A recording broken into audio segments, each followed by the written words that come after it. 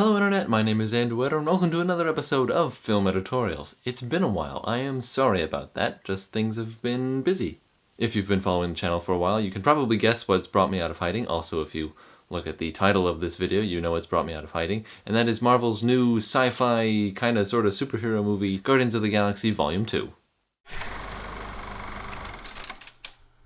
As the name would suggest, Guardians of the Galaxy Volume 2 picks up right where Volume 1 ended. All of the important cast members are back, James Gunn is back in the director's chair. The two important additions to the cast are Pom Klementieff, who plays Mantis, and Kurt Russell, who plays Ego, who is Peter Quill / Star-Lord's, also known as Chris Pratt's, dad. And that's not a spoiler because it's in like the first and second and third trailer. The first Guardians movie, as you might remember, spent a lot of time hinting at the fact that Chris Pratt's character doesn't know who his father is, and it's kind of this shoe that you're definitely waiting to drop in that movie. Now the shoe has dropped and the movie is basically entirely about Star-Lord's daddy issues.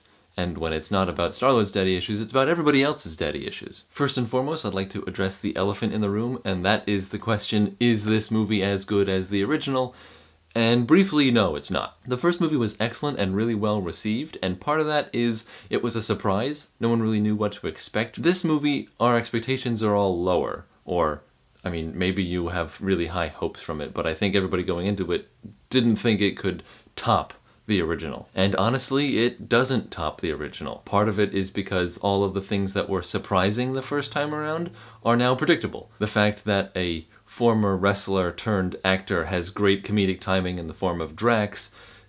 In the first movie, if you remember my review, that was one of my favorite parts, and this time I was expecting it, so it wasn't really a surprise that Drax is really funny. Is it a bad thing that Drax is funny? Absolutely not. But it just means that catching that lightning in the bottle a second time is very, very difficult, and not many people have achieved it.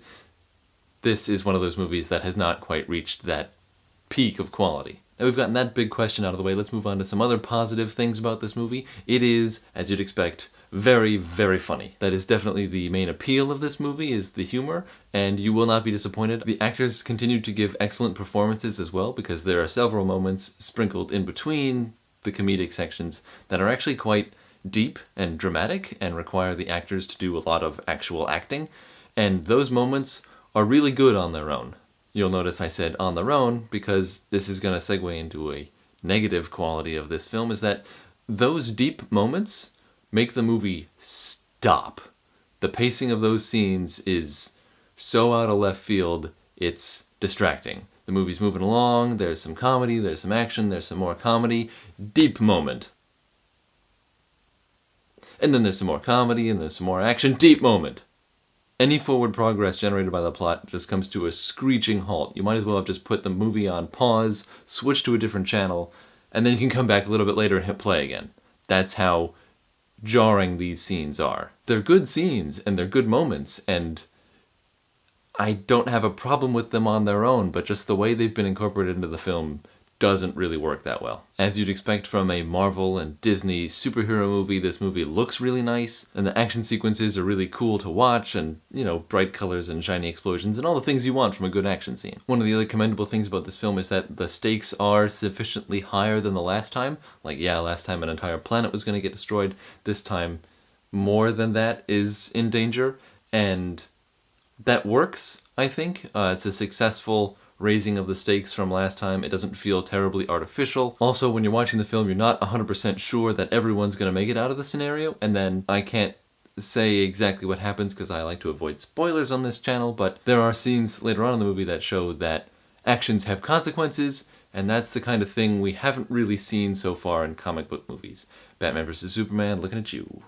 At this point, a week after the movies come out, you've probably seen articles saying that this movie solves Marvel's villain problem, namely that they're cookie-cutter people who want to destroy a whole bunch of stuff, and then we don't care about them, and then they die. We can actually break that problem down into two other smaller problems. One, cookie-cutter villains who want to destroy everything. Two, villains who actually are a threat and cause problems. No, the villain of this movie is not a cookie-cutter villain. We know more about his motivations and why he's doing what he's doing, and it feels a lot more authentic than previous Marvel villains have. Thor 2, looking at you. But at the end of the day, he still does want to destroy a lot of the stuff in the universe, so that feels a little familiar. So it doesn't solve that sub-problem entirely. And while he is definitely a threat to our heroes, I don't know if he's enough of a threat, and I don't know if he's going to have any lasting effects on the rest of this corner of the Marvel universe. Again, I'm being vague to avoid spoilers, even though most of you have probably already seen the movie at this point, so if I spoiled anything, I wouldn't actually be spoiling anything. On the subject of death, there's a scene about halfway through the movie where a bunch of people die, and it's set to bright 80s pop music, and there's an incongruence there that doesn't sit right with me. Maybe this is my own personal thing. I've noticed I've been feeling this way about more movies that have a lot of kind of intense violence. So maybe it's just myself, I don't know what it is, but it just feels out of place and like something that should not be happening all the time, but I feel like I'm noticing it more and more, is that people being really casual about death. And there are reasons for these characters to die, but I don't know if those reasons are strong enough.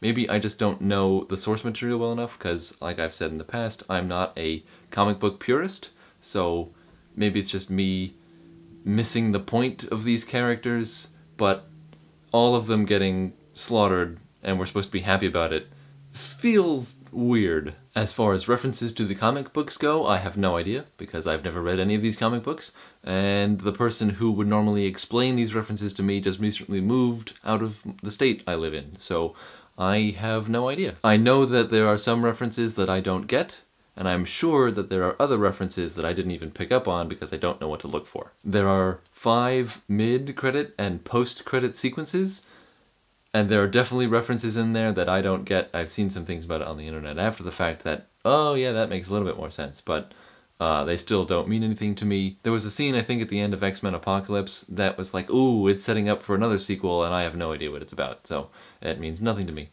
This movie is very much the same way. That brings us to the final score, and I think I'm going to have to give Guardians of the Galaxy Volume 2 3.5 stars out of 5. The main appeal of this movie, and the main reason why you should definitely see it, is that it is very funny, and the actors actually get to do justice for their characters by actually acting in deep and frankly emotional scenes. Unfortunately, those scenes make the movie come to a screeching halt, and this film just feels a lot more predictable and familiar than the original film in the series. It's funny, generally it's really good, I'm definitely going to watch it again when it comes out, but frankly it's just not as good as the original was, so I'm not going to see it as many times as I've seen that one. Okay, I think that's going to be it for today's video. Thank you for watching. Please don't forget to like this video, add it to your favorites list, share it with all of your friends, follow me on Facebook, Twitter, and Snapchat. Also, don't forget to check out my friends at the Good News Review, tgnreview.com. You might even be watching this video on their app, which is available in the Apple Store right now. They're sort of an online newspaper that posts substantive, positive news stories on the website, which is something I think we can all agree we need a lot of right now. And I will see you guys next time.